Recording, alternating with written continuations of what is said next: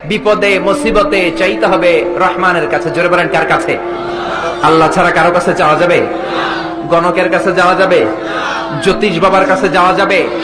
রাশিফল দেখে যারা কথা বলে এদের কাছে যাওয়া যাবে? যারা ভণ্ডামি করে এদের কাছে যাওয়া যাবে? গণকের কাছে যাওয়া যাবে না।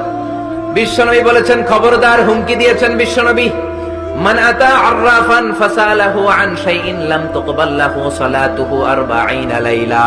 কেউ যদি কোনো গণকের কাছে যায়, যে যদি তারে কিছু জিজ্ঞেস করে, জিজ্ঞেস করার সাথে সাথে ওই ব্যক্তির 40 দিনের নামাজগুলো বাতিল করে দিবে কে? আল্লাহ। এজন্য গণকের কাছে যাবেন? গণক তো আপনারা কিছু করে দিতে পারে না, করতে পারে একজন, তিনি কে? আল্লাহ। জোরে বলেন, তিনি কে? আল্লাহ। আবার অনেকে জ্যোতিষ বাবার কাছে যায়, আছে না নাই? রাশি দেখে কথা বলে। আপনি যাবেন, বলবে তুই ভাল্লুক রাশি। আপনার বিবি নিয়ে যাবেন, বলবে তোর বিবি বিলাই রাশি। আপনার বাচ্চাটা নিয়ে যাবেন, বলবেন তোর বাচ্চা ইন্দুর রাশি। আছে না নাই? এরকম উল্টা পাল্টা সব বলে। আসলে তারা কিছু বলতে পারে না। এক জ্যোতিষ বাবা আছে, লিটন দেওয়ান, বসুন্ধরাতে। আমি অনেক জায়গায় বলি তার কথা, আপনারা জানেন না? টিভিতেও বিজ্ঞপ্তি দেয়। বসুন্ধরাতে 3-4 মাস আগে শপিং কমপ্লেক্স পুরে ছারখার হয়ে গেল। র্যাবের প্রধান সবার আগে যায় এটারে বাঁচছে।